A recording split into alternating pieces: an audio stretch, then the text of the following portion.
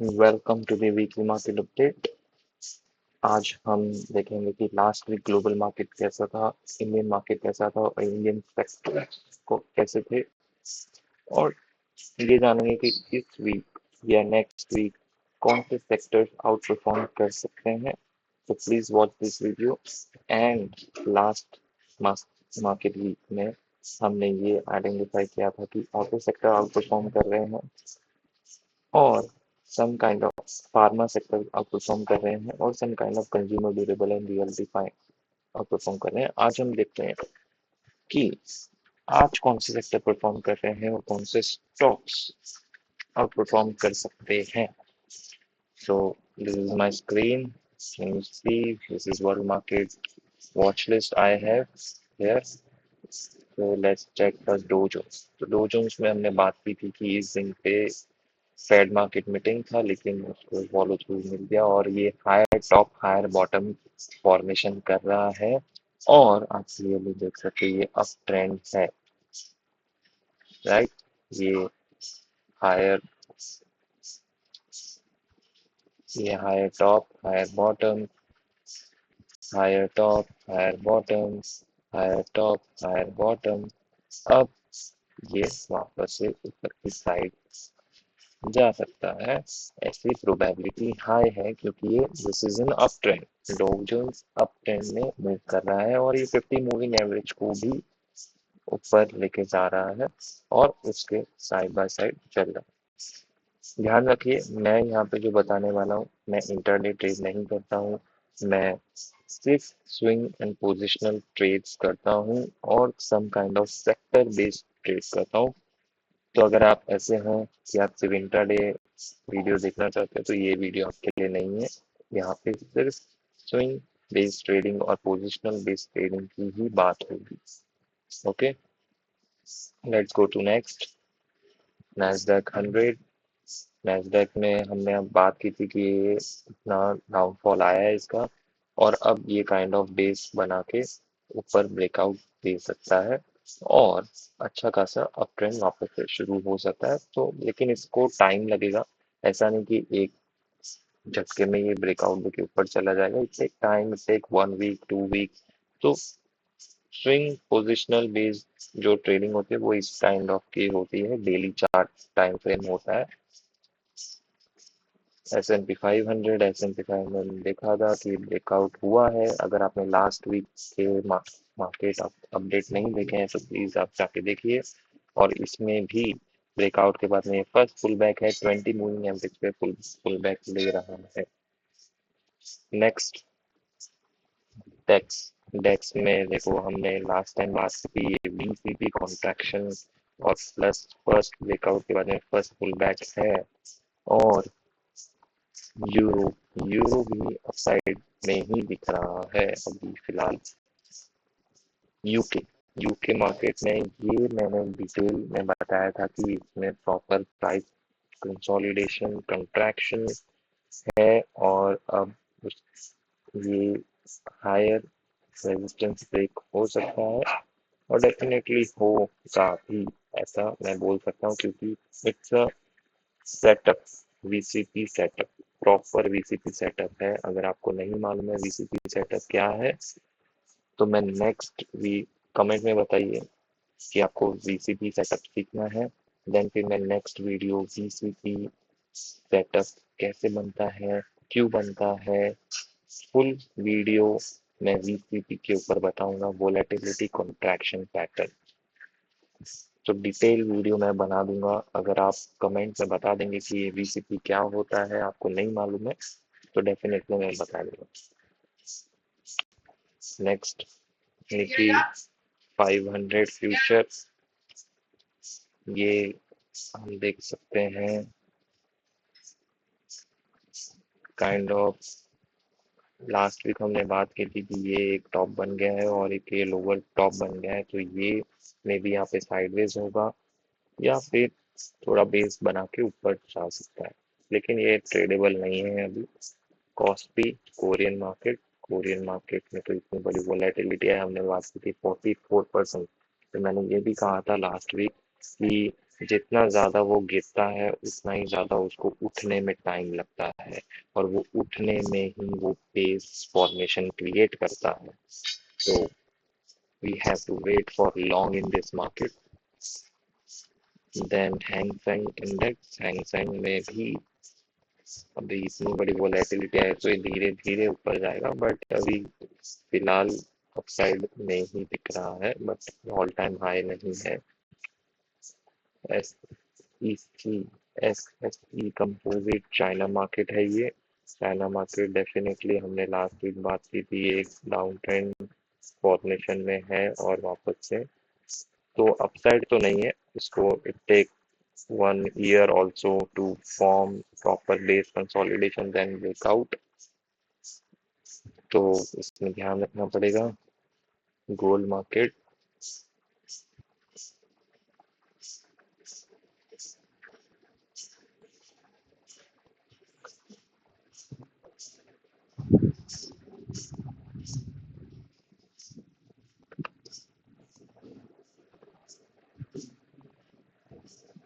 थोड़ा सा इंटरनेट का इशू हो गया है इसमें, 1 मिनट।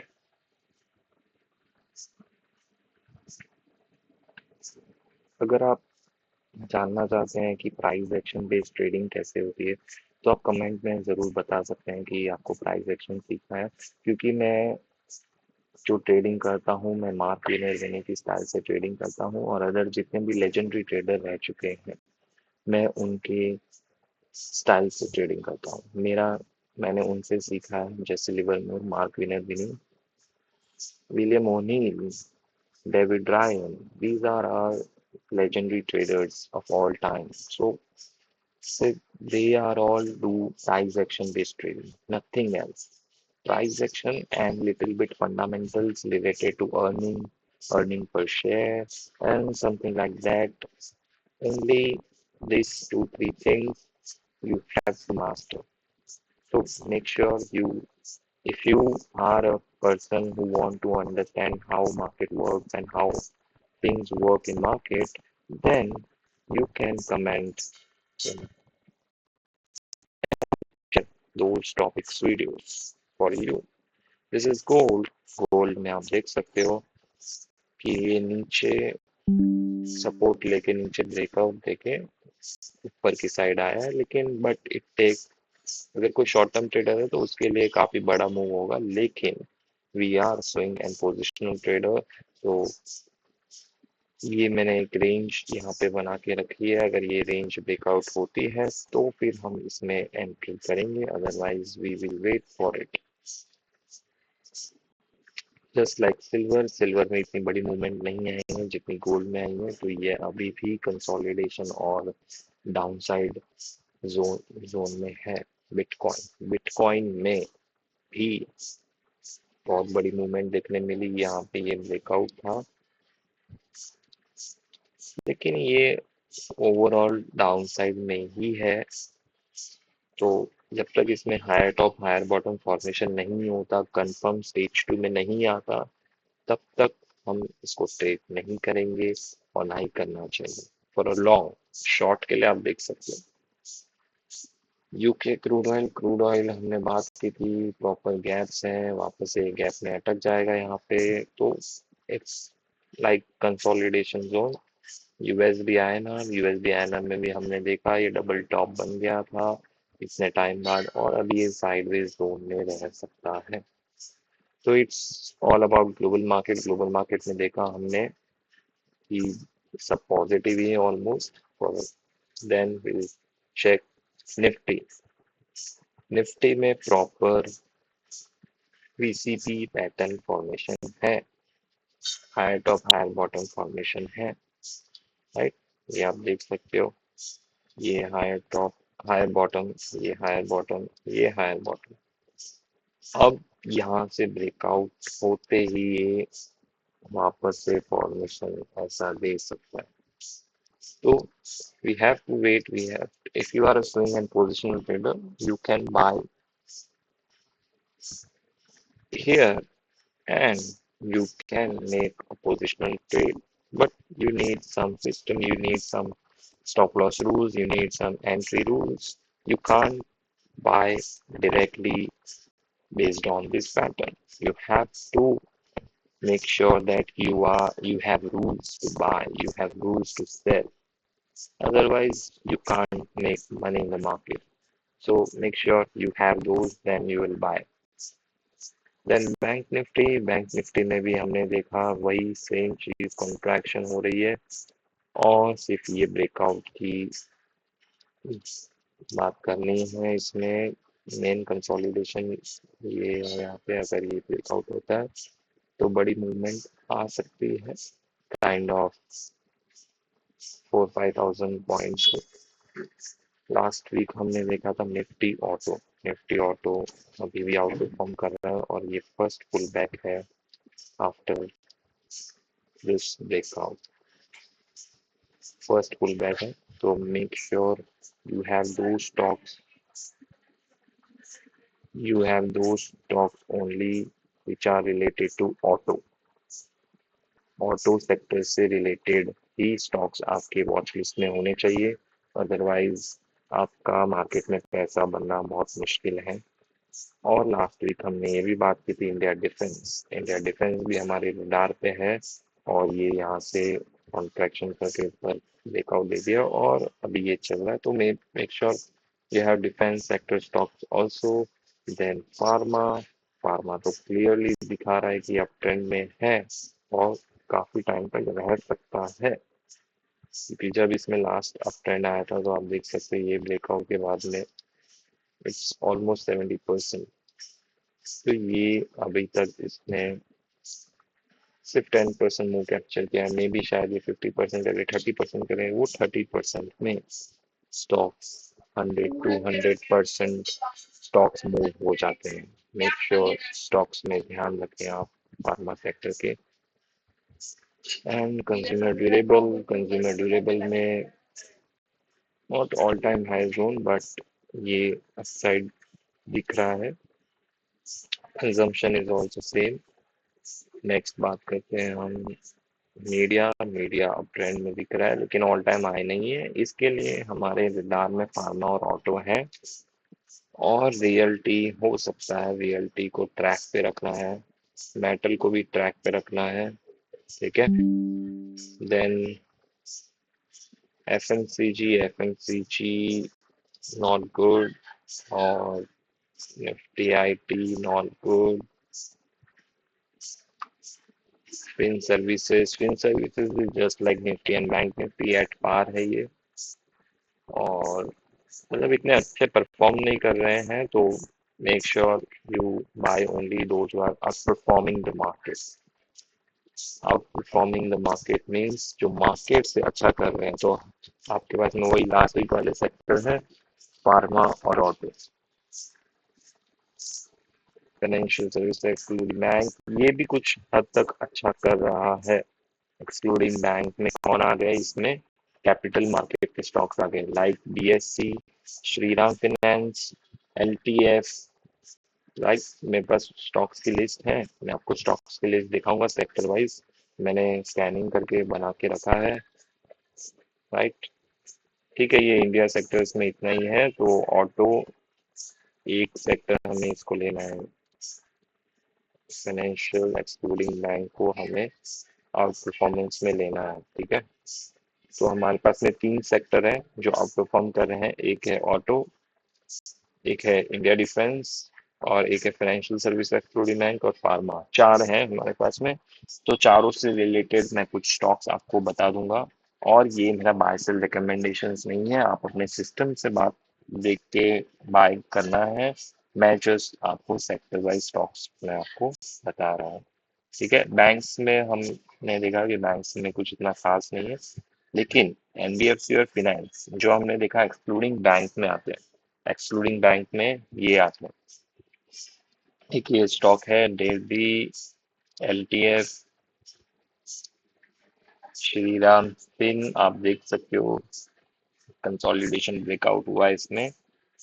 ये सिर्फ बाय सेल रिकमेंडेशन नहीं है, इसमें आपको अपने हिसाब से करना है और आप सीखना चाहते हो तो कमेंट में डाल दीजिए कि मुझे ये पैटर्न सीखना है, मुझे समझना है कैसे इसको ट्रेड किया जाता है, तो मैं नेक्स्ट वीडियो आपके लिए डिटेल में बना सकता हूँ।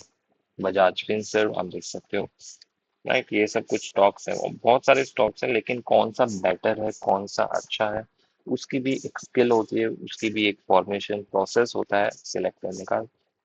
तो वो प्रोसेस अभी देखो, कैपिटल मार्केट एक्सक्लूडिंग बैंक है, ठीक है। तो IIFL देख सर, अभी हमने सेक्टर देखा और स्टॉक देखो कितना अपसाइड मूव है, 63 move, right. Motilal Oswal, right. MCX भी उसी कैटेगरी में आता है, ठीक है। तो ऐसे सारे अभी ऑटो ओईएम, अभी ऑटो में कुछ डिफरेंट इंडस्ट्रीज होती है, एक ओईएम होती है, एक ऑटो एंसिलरी होती है। तो कुछ कुछ सेक्टर्स उसके चल रहे हैं, जैसे ये SML महिंद्रा है, एथर एनर्जी है, M&M है, आयशर मोटर है, राइट। लेकिन ऑटो एंसिलरी अच्छा परफॉर्म कर रहे हैं, just like Azad Hind, SPR auto technologies, endurance, right. आप देख रहे हैं, तो आपकी ऐसी लिस्ट होनी चाहिए, इंडिया डिफेंस, एरो, फ्लेक्स। अभी इसमें मेरी एंट्री हो चुकी है, एरोफ्लेक्स एंटरप्राइजेस में मेरी एंट्री हो चुकी है। अब मैंने इसमें क्यों एंट्री लिया, कब लिया, कैसे लिया, ये मैं पोस्ट ट्रेड एनालिसिस में बताऊंगा, जब ये अच्छा चल जाएगा। या नहीं चला तो हमारे पास में स्टॉप लॉस है, तो that's not a problem. We are trader जो सिस्टम से ट्रेड करते हैं, ठीक है। तो ऐसी कोई जल्दबाजी नहीं करनी है हमें। डेटा पैटर्न, जनसेक, ये सब डिफेंस सेक्टर्स के हैं।